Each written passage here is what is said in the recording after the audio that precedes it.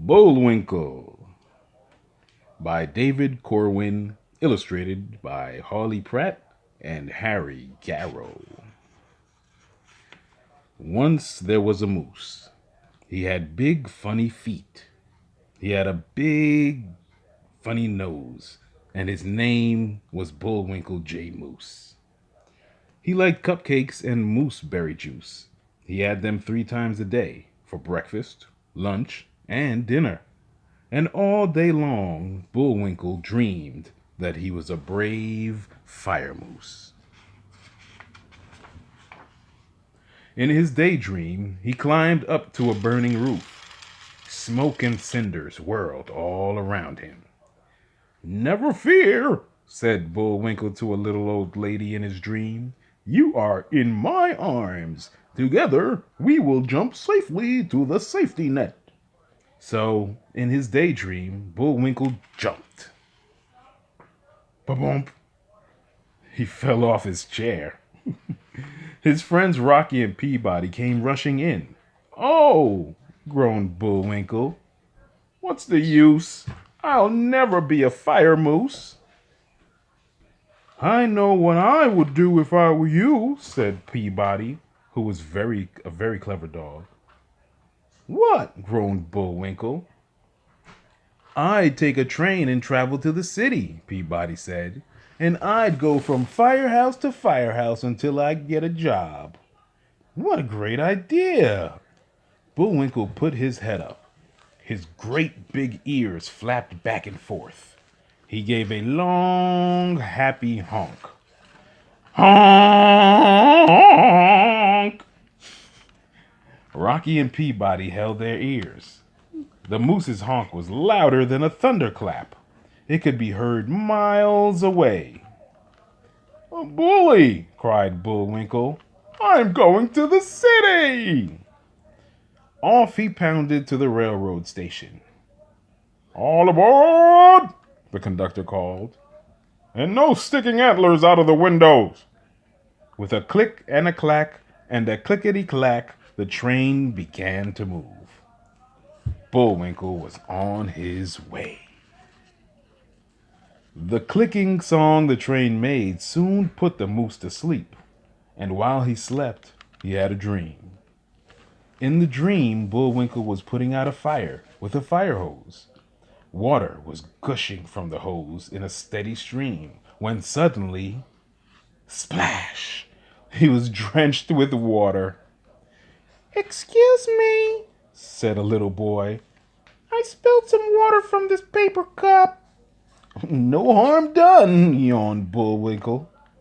Just then, with a bump and a thump, the train stopped. The conductor said in a worried voice, "There's a herd of cows on the track, and our whistle isn't working. Without a whistle, we can't make the cattle move." Everybody wondered what could be done. "Stop worrying," said Bullwinkle. "My honk is louder than a thunderclap. It can be heard miles and miles away." So Bullwinkle went up front and he honked. Honk!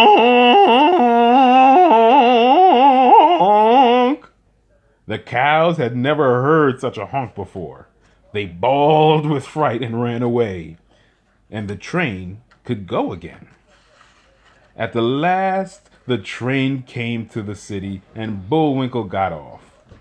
The conductor called after him, "Thanks, Bullwinkle. We never would have reached the city if not for you." Woo!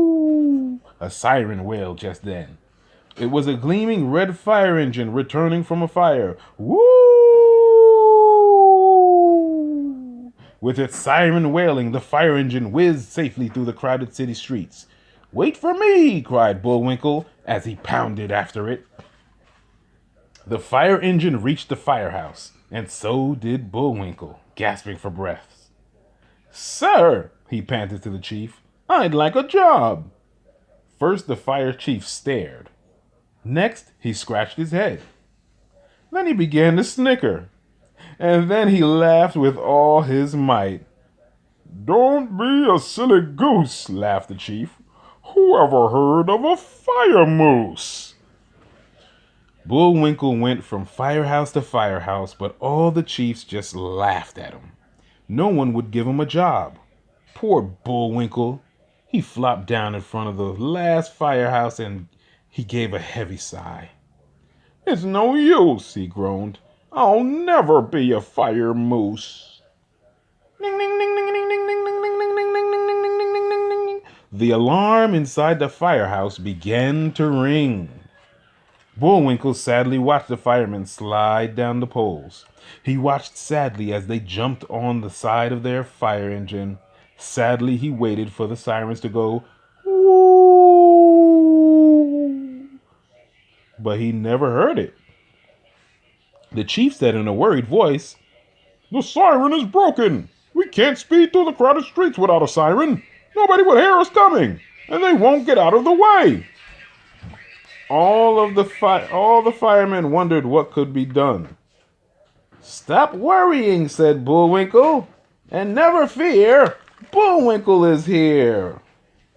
Bullwinkle sat up front. He honked, and he honked, and he honked. Honk! Nobody in the city had ever heard such a honk before. Holding their ears, they ran into their houses. The fire engine whizzed swiftly through the empty streets, and it reached the fire just in time. The chief shook hands with Bullwinkle. Thanks, he said. We never would have been in time to put the fire out if not for you. Here, Bullwinkle, take this helmet for your very own, for now you have a job. What a job that was. Smoke and cinders, up on burning roofs, steady streams of gushing water. But Bullwinkle saved 77 little old ladies by jumping with them safely down to safety nets. And he won a medal. Now Bullwinkle is back home again. He still likes cupcakes and mooseberry juice, and he has them for breakfast, lunch, and dinner. But he no longer dreams all day. With his helmet and his medal, Bullwinkle knows he is a brave fire moose. The end.